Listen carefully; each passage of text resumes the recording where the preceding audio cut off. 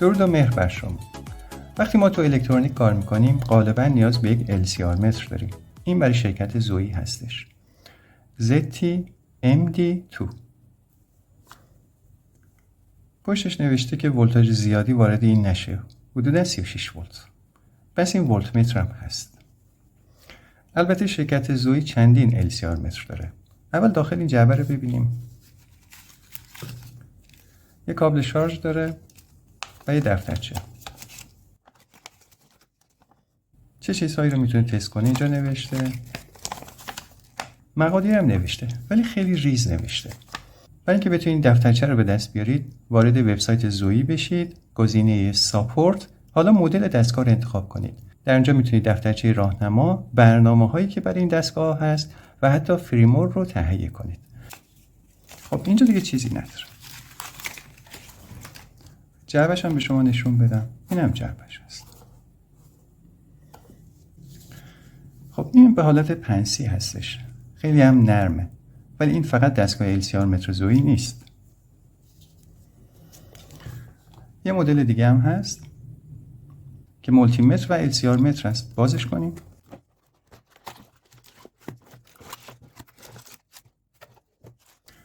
یه دفترچه راهنما داره. میتونید در بخش ساپورت گزینه LCR متر رو انتخاب کنید و دفترچه رو دانلود کنید. یک کابل شارژ، سنسور دما، پروب مولتی متر. خود دستگاه رو ببینید. خب این دفعه رنگش آبیه. برخلاف زویی که به رنگ قرمز میزد. روشنش کنیم. ZT-XC1 خوانش صفحه خیلی خوبه. یک تهرنگ قرمز در اینجا وجود داره. یک گراف هم اینجا هستش. این حالت LCR متر. ببینیم اینا چیه.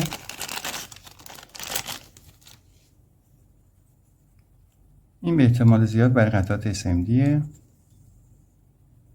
اینجا باید قرارش بدیم. به این حالت. و اینم برای قطعات دیپ اینجا قرار میگیره. پس قطع رو اینجا میذاریم.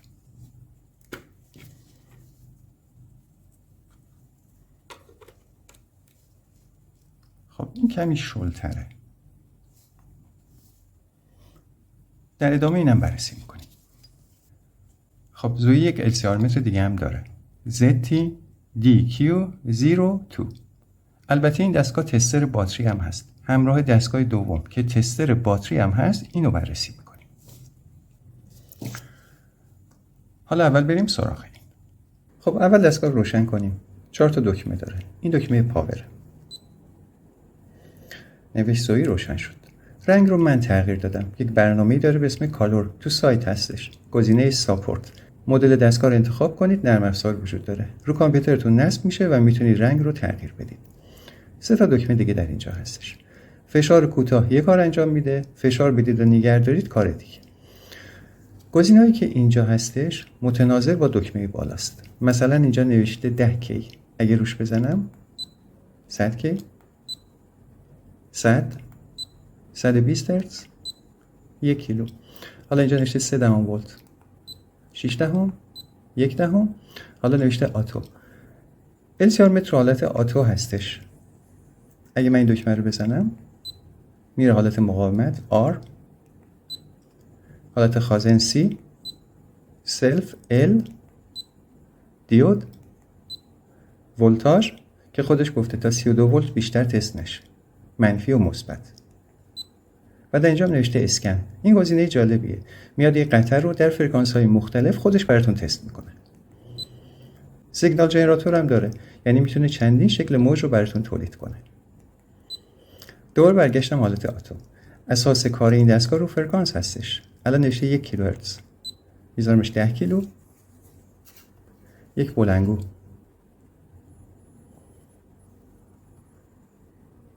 به صدای بلندگو دقت بفرمایید. صدای سوت میده.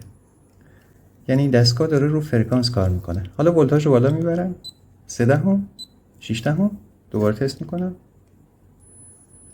این صدای سوت بلندگوه. پس این دستگاه با فرکانس کار میکنه. این نمایشگر اصلی در اینجا مقادیر رو نشون میده. 2 تا مقادیر کمکی هم هست. یکی نوشته R و یکی نوشته D که اگه قطر اندازه گیری کنیم این مقادیر هم میبینیم. در اینجا حرف A یعنی اتومات، حرف S که اینجا نوشته این در حالت اسلو، یعنی صفحه مقادیر رو به صورت آهسته نمایش بده.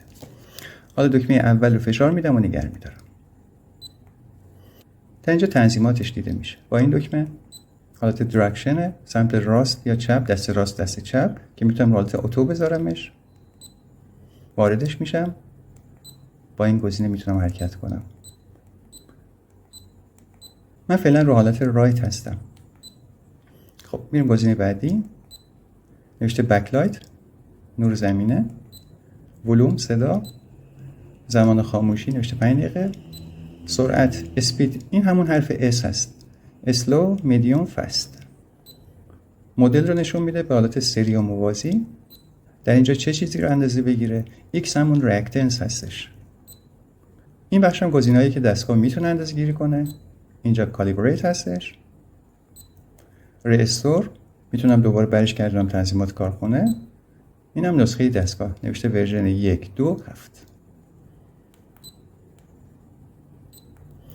خب پس دکمه اول رو یاد گرفتیم. حالا برای اینکه بتونیم این قطعه رو تست کنیم بهتره تو حالت آتو باشیم. ولتاژ رو میتونم کم کنم 1 دهم. یعنی اگه روی برد اندازه گیری کنیم مطمئن میشیم که ولتاژ زیادی وارد برد نمیشه. پس در حالت آتو هستم.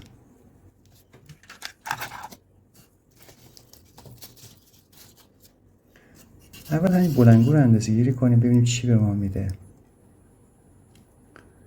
میزان سلف رو داره به ما نشون میده. در حالت آتو هستم. حالا این خازن اول باید تخلیه بشه. روی یکی از پایه ها میزنم. خازن رو داره به ما نشون میده. در اینجا نمادش هم میاد.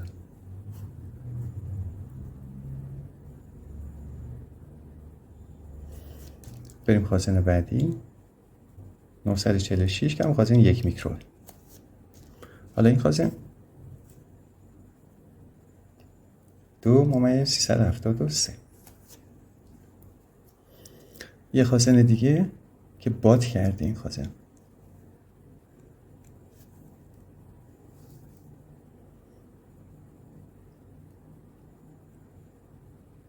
عدد اشتباهی رو داره به ما نشون میده.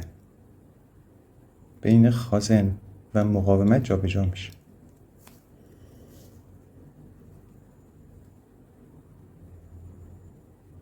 که نشون میده این خازن خرابه. یه خازن عدسی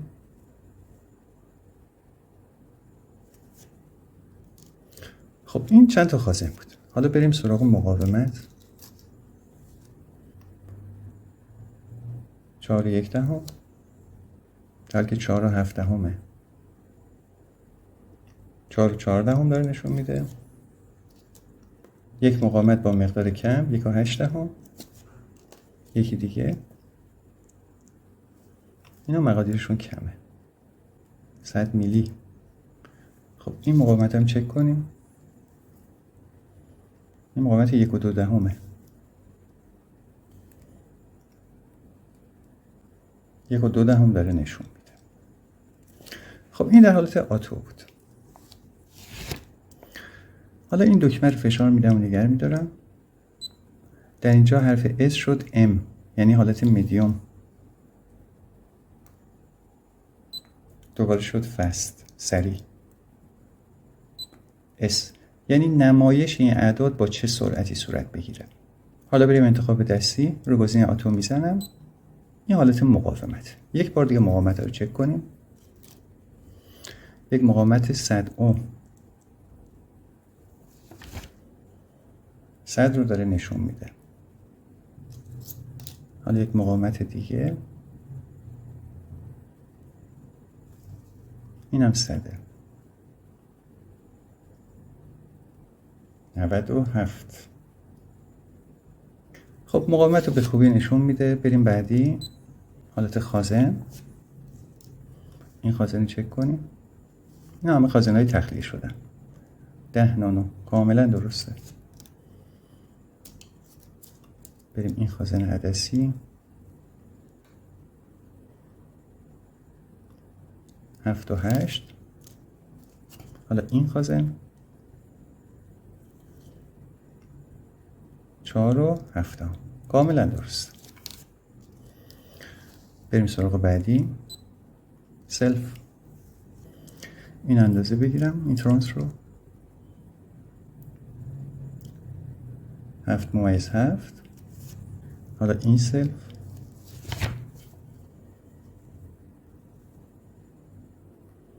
62/25 به سرعت نشون میده. بریم بعدی. حالت دیود. اگر من میخوام یک دیود شبیه اینو تست کنم، دو طرف دیود،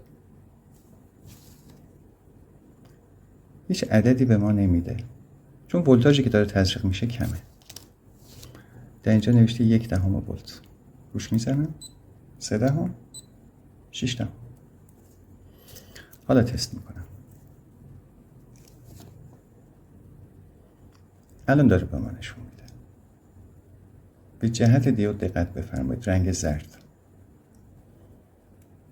حالا برعکسش میکنم. خب جهت دیود رو برعکس کرد. ببینیم میتونیم یک ترانزیستور رو باش چک کنیم. این ترانزیستور اول بیس کلکتور 497 میلی ولت. حالا بیس امیتر 501 میلی ولت. پس ترانزیستور هم میتونیم با این چک کنیم. یه ترانزیستور کوچیک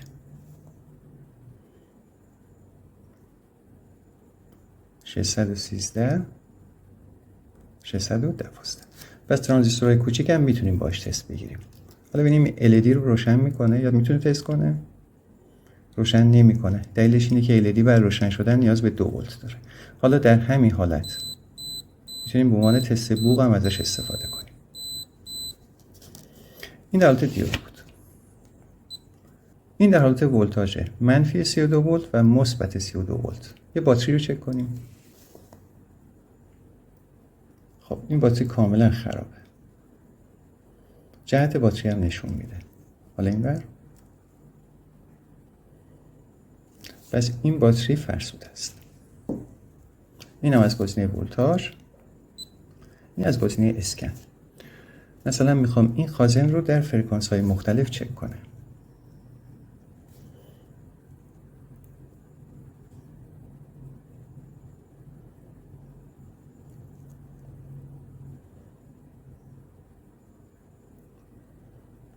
خب دقت بفرمایید. خودش میاد فرکانس RS، RP و Q رو به ما نشون میده در فرکانس های مختلف. از بالا به پایین. یکی یکی داره تست میکنه.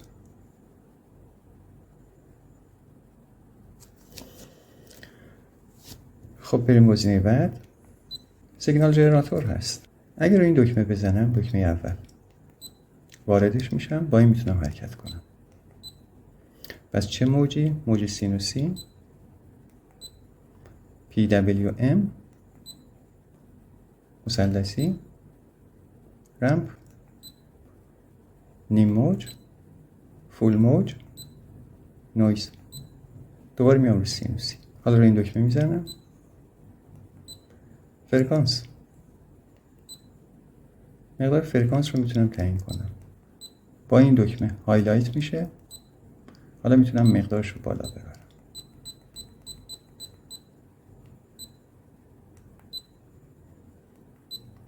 اینم ولتاژش 3 ولت. این بالاتر میره. نه 3 ولت دیگه آخرش. برای تزریق ولتاژ مثلا تو ورودی آمپلیفایر میشه ازش استفاده کرد. خب برگشتیم دوباره به حالت آتو. حالا روی برد هم یه تست بگیریم. این خازن رو چک کنم. خب 6 میکرو داره نشون میده. حالا این دیود رو بگیرم. ولتاژ دیودم داره نشون میده. این خازنم چک کنم، اینم 6 میکرو نشون میده. این خازن بزرگ 89 میکرو. بذارینم این سلف رو میتونه بگیره، مقاومتش رو داره نشون میده. این یکی، اینم به صورت مقاومت به حالت سلف.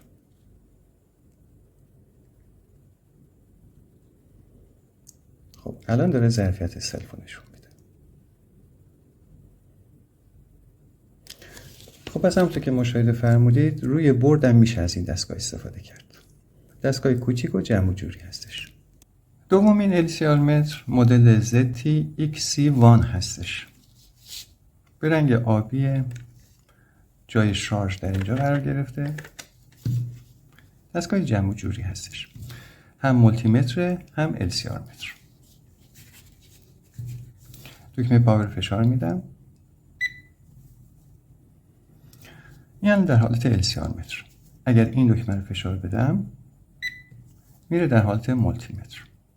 الان در حالت DC هست ولتاژ. یک نمودارم برای شما میکشه، یعنی تغییرات رو بهتون نشون میده. ماکسیموم، مینیموم و اوریج یا میانگین هم داره.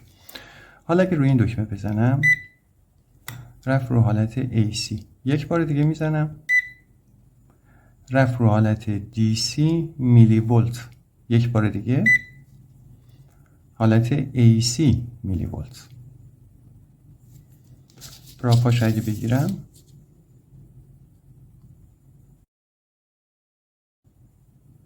به نمودار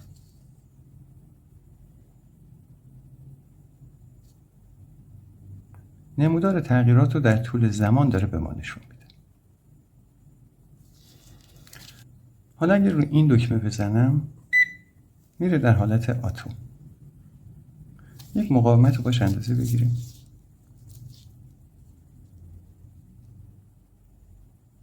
نوشت 100. حالا برم یک دیود.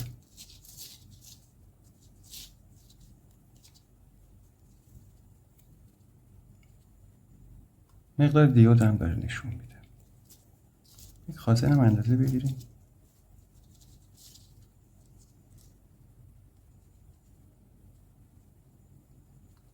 تا اینجا داره مقاومتش رو نشون میده.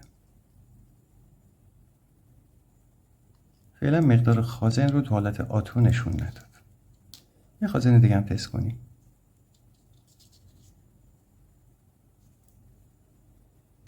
خب تو حالت آتو ندارمش. یک بار دیگه این دکمه رو میزنم رفت تو حالت اوم. دوباره یک مقاومت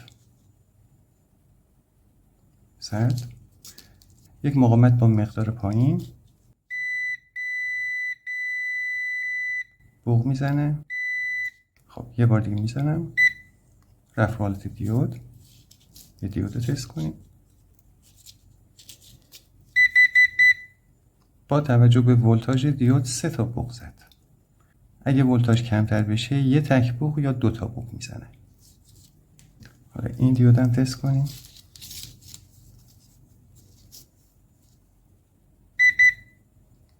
دو تا بوق زد. 175 میلی ولت. دوباره این دکمه میزنم. دما رو داره نشون میده. حالت آتو هستش. دو دکمه رنج بزنم. به این ممیز دقت بفرمایید. جاش رو تغییر میده. پس این دکمه رنج.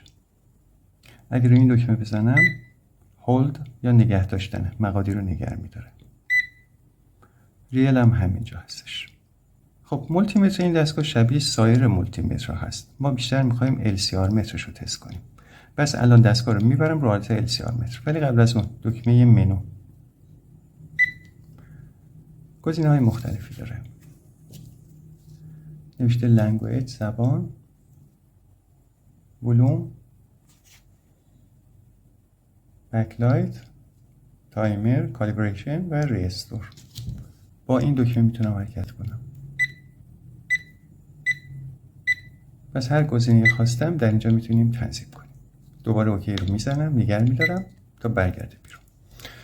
حالا گزینه LCR متر نگه میدارم، این حالت LCR متر. پروپا رو میتونم به خارج کنم. این بر قطعات دیپ هستش.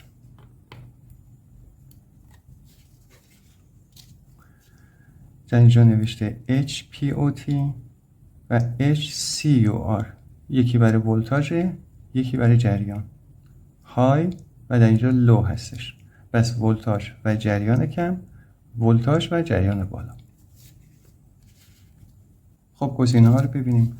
در اینجا فرکانس داره مثل همون دستگاه قبلی و سطح ولتاژ.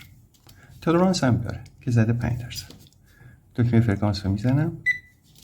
در اینجا دقت بفرمایید 10 کیلو، 100 هرتز، 1 کیلو هرتز، 10 کیلو هرتز. غالبا در LCR مترها اگر ظرفیت بالا باشه ما باید فرکانس رو کاهش بدیم. این قانون تقریبا میشه گفت کلی تو اینا هستش. حالا دکمه لول رو میزنم. به این ولتاژ دقت بفرمایید 3 ولت، 6 ولت. حالا در اینجا گزینه رنج، این بالا نوشته اسلو، مدیوم، فست که اعداد سریع تغییر میکنن. میذارمش حالت اسلو. حالا روی این دکمه میزنم، شد C خازن، L سلف، این بالا هم مینویسم. حالت A یعنی خودکار، اتومات. یه تست بگیریم. من این خازن رو قرار بدم. خب گفته 2.38 میکرو. حالا دکمه قرمز رو میزنم برای خط دوم، دیسیپیشن یا تلفات، کوالیتی فاکتور، زاویه تتا، هرچی به منفی 90 نزدیکتر باشه بهتره و اینم مقاومت داخلیش R. خازن رو خارج میکنم. حالا این خازن رو میذارم، همون خازن 10 نانوه که 9.9 داره نشون میده. کوالیتی فاکتور، زاویه تتا 89 منفی 89 و اینم مقاومت داخلی. تو فرکانس 10 کیلو هرتز هستم،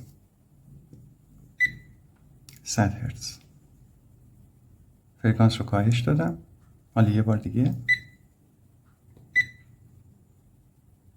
کوالیتی فاکتور، زاویه تتا، آر و او ال داره میزنه. فرکانس رو بالا میبرم، 1 کیلو هرتز،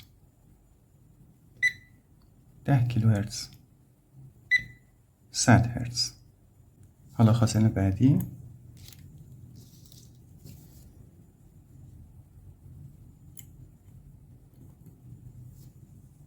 نوشته 485 پیکو، زاویه تتا منفی 89. تو فرکانس 100 هرتز هستیم. فرکانس رو بالاتر میبرم، 1 کیلو هرتز، 10 کیلو هرتز. دوباره برگشتم 100 هرتز. بردمش حالت مقاومت.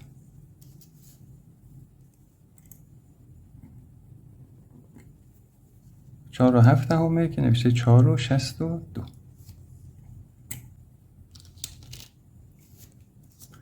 این مقاومت هم اندازه بگیریم.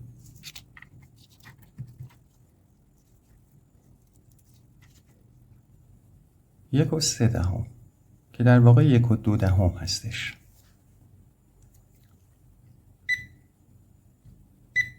بریم رو حالت سلف. خب این سلف رو اندازه بگیرم. 64. زاویه تتا، آر مقاومت و اینم تلفات. حالا این سلف هم اندازه بگیریم. ترانس رو، بخش ورودی ترانس،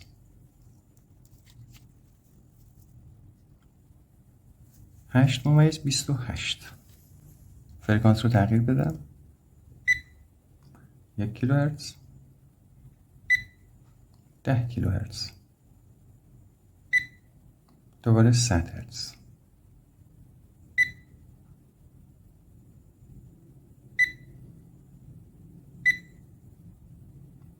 دوباره برگشتم 100 هرتز. خب حالا بریم قطعات SMD رو چک کنیم. این برای قطعات SMD هست. من میخوام این خازن رو قرار بدم. ببینم میتونم انجام بدم. برای من کمی مشکله چون لرزش دست دارم.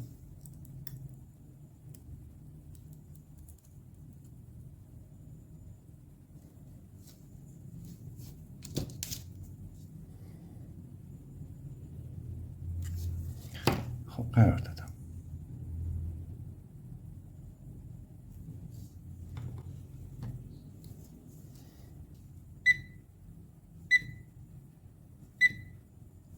بریم حالت خازن.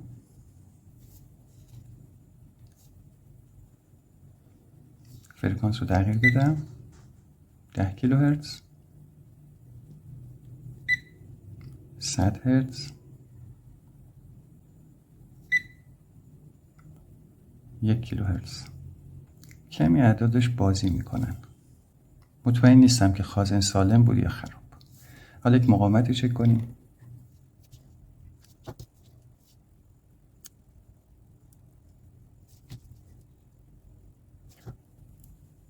خب مقاومت هم قرار دادم.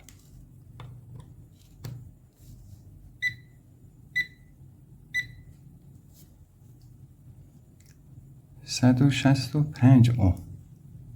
کمی کار با قطعات SMD برای من سخته. شاید برای شما راحت تر باشه. ولی کار با این سوکتش خیلی راحته. خب همونطور که مشاهده فرمودید یک دستگاه کوچیک و جمع جوره. صفحه نمایش خوبی داره، اعداد بزرگن و خوانش خیلی خوبی هم داره. گزینه‌هاش هم کاملا در دسترس هستش. توی دفترچه تمام مقادیر درج شده که چه مقادیری رو میتونه اندازه‌گیری کنه. این عملکرد دستگاه است.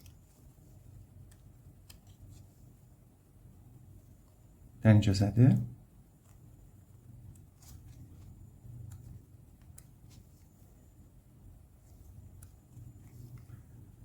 و اینم مقادیر برای DC، AC، مقاومت و فرکانس.